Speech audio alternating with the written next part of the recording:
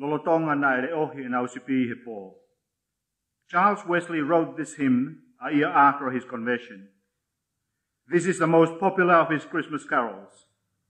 The tune is Berlin. It was composed by the famous Jewish Christian Felix Mendelssohn. Hark the herald angels sing, glory to the newborn King.